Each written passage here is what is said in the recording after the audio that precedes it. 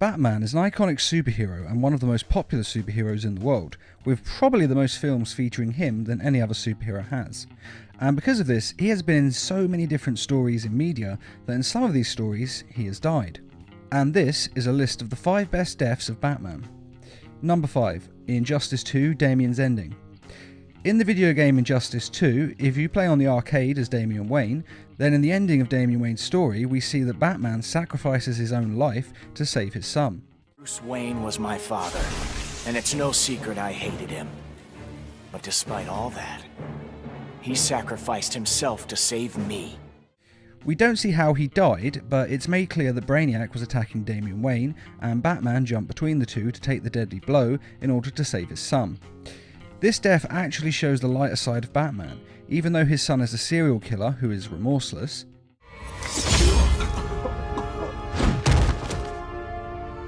Problem solved.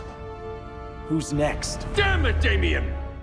And has even killed Batman's adopted son, Dick Grayson. Even after all this, Batman still loves him, and sacrifices his own life to save the last member of his bloodline. I was so obsessed with escaping the Bat's shadow that I never appreciated what that symbol really meant. Not until I saw it stained with my father's blood. My blood. This also has a profound effect on Damian Wayne, and seeing his father's love for him, even after all he has done, changes him to his core. And so Damian Wayne decides to become the new Batman, to honour his father's legacy. Presumably this means he will also never kill again, as anything less than this would be a dishonour to his father's memory. But from now on, the world will know me as Batman. Number 4. Batman the Brave and the Bold: The Death Montage.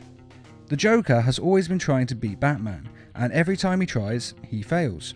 Though he never gives up, which is actually kind of impressive in a way. He has dealt some serious blows to Batman, even going so far as to cripple Batgirl, Candygram!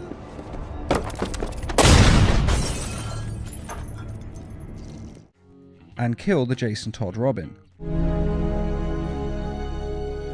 Jason. But he has never truly beaten Batman. That is, until he gained the powers of a god, and even Batman struggles against that kind of power. This was a classic story in the comics that was retold in Batman the Brave and the Bold. In that show we see Batmite, who is a being from the 5th dimension who worships Batman and is his biggest fan. The whole reason I've come back is I want to see the ultimate face-off! Your obsession with me is flattering, Batmite, but it's not healthy. And because he's from the 5th dimension, he has godlike power. And he decides to give Batman his powers. Unfortunately, when he fires his powers at Batman, the Joker is hit instead and gains his godlike abilities. Joker then beats Batman by killing him. Nice try, Joker. Then killing him again. Power!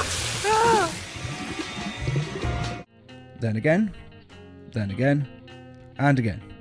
He dies a lot in this episode. This is because the Joker kills him and then brings him back to life and kills him again and again, because he has godlike power.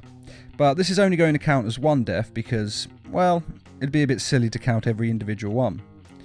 But don't worry, Batman is ultimately able to beat the Joker by tricking him into thinking that he must go inside Batman's mind to send Batman insane.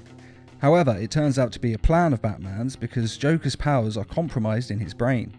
He then convinces Joker that if he does make the world he wants, it will be boring for him, as he loves the way the world is now because he's the insane one and Batman is his arch nemesis. Whereas if he changes everything, he won't have a nemesis and he won't be the insane one.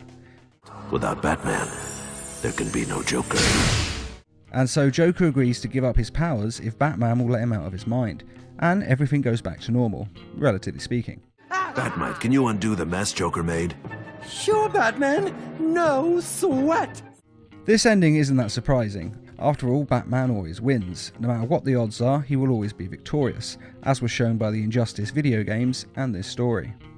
Number 3. Red Sun Motion Comic. Now, the Red Sun motion comic was an alternate universe in which Superman's space pod lands in Russia instead of America, and so he is raised by the values of Russia and the glories of communism. Superman, pride of the Soviet state, symbol of our military might. This leads to Superman becoming Russia's president, and essentially he then becomes a dictator of Russia. Time passed and my grip grew tighter. Barely a decision was made across the length and breadth of the Soviet Union without my permission. And the whole world is scared of him and doesn't want him in charge, as they're afraid of him and his totalitarian rule. My apologies for interrupting a perfect evening of totalitarian oppression, but I've got a message here for anyone who values breathing. And so Batman aims to take him down and end his oppression of the people. He captures Wonder Woman and then uses her as bait to lure in Superman. And when Superman arrives, Batman then activates a series of lamps that give off red sun radiation, negating Superman's powers and enabling them to fight on equal terms. Well, not really equal, after all this is Batman we're talking about, so he's obviously more skilled. And though it may seem that Batman is going to win, it doesn't quite go his way. As I said, Wonder Woman is also there. She's tied up by her lasso of truth. And in this universe, she is deeply in love with Superman, kind of like in the Injustice games, but in the Red Sun universe, Superman uses this love to manipulate her more, and in this instance, he has her break her lasso of truth. And since the lasso of truth is connected to her by magic, when she snaps it, she snaps a part of herself and deeply damages her mind. But once she is free, she destroys the red sun radiation lamps, and Superman's powers return. And so Superman is about to take down Batman when he says that before the fight he placed a bomb inside himself in case the fight didn't go his way. And he then detonates the bomb, killing himself and making him a martyr to the cause of taking down Superman. If you haven't seen this motion comic, then you definitely should. It's on YouTube and I'll put a link in this video's description because it is an absolute classic and so much better than that Zack Snyder Batman vs Superman rubbish. Number 2. Batman the Brave and the Bold, Batman retires. We have another Batman the Brave and the Bold death in a story of Batman's future that's narrated by Alfred, in which we see Batman's ultimate fate in that universe. Batman defeats his arch-nemesis, the Joker, and decides to retire as a crime fighter, passing the Batman mantle to Dick Grayson. And so the mantle of Batman was passed, and justice endured. Batman endured. He then settles down with his longtime love interest, Selina Kyle, who is of course Catwoman. After all, even crime fighters need love. The two marry and they have a son together that they name Damian Wayne, though this Damian Wayne is a lot different to the one we're used to seeing in the New 52 movies. Namely, he's not nearly that aggressive, and though his parents teach him the skills of being a crime fighter, he doesn't really take to being a superhero. And it looks like he may grow up not to be a superhero at all, as it's not what he wants to do. I don't know if I can live up to the Batman legacy, Dick. I don't know if I want to. If I mess up, people get hurt. That is until fate intervenes, along with the Joker's alleged son. One day, when the Wayne family are at the Batman Museum in Gotham, it is attacked by a man claiming to be the Joker's son.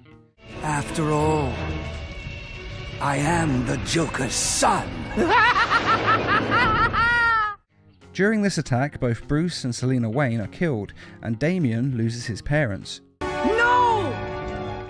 This tragedy changes Damian, just as Bruce Wayne was changed by watching his parents die in front of him. And so Damian is forged into a crime fighter, and he joins Dick Grayson and becomes the new Robin. There's a new Robin in town, too. It is then revealed that the Joker is not dead, and has been in hiding all this time, and that he is the one who orchestrated Bruce Wayne's death by training and sending his fake Joker son to kill him, as he knew that Bruce Wayne was Batman. Oh, how'd I know? I'm crazy, not stupid, remember? But together, the new Batman and the new Robin bring the Joker and his fake son to justice, and become the new crime-fighting dynamic duo of Gotham. Good job, kid. You think you're gonna stick with it? Yep. Gotham needs a Batman, and Batman needs a Robin. And even further in the future, Damian Wayne eventually becomes the new Batman, with his own son as his Robin. This of course means that one day, when his son grows up, he will also take over the mantle of Batman. The best part of this death is that it shows that no matter what happens to Bruce Wayne, and no matter the obstacles that future generations may face in life, the Batman legacy will always live on. Number 1. Justice League: The Flashpoint Paradox. In Flashpoint, we see an alternate version of the DC universe, resulting from the Flash going back in time to save his mother's life. His altering of the past caused ripples throughout time. These ripples change key events in DC history. Break the sound barrier and there's a sonic boom. You broke the time barrier, Flash. Time boom. And one of the bigger changes made was to Batman's origin. Now, we all know his origin of watching his parents die in a mugging, and this causing him to grow up to be Batman. But in this universe, his parents don't die in the mugging. Instead, the young child Bruce Wayne is the one who is killed by Joe Chill. Bruce is dead. I watched him die. My God, he's the one who died that night in the alley. Who is then beaten to death by Bruce Wayne's father, Thomas Wayne. This change in time causes his father to then become Batman instead, while the event sent his mother insane and turned her into this universe's version of the Joker.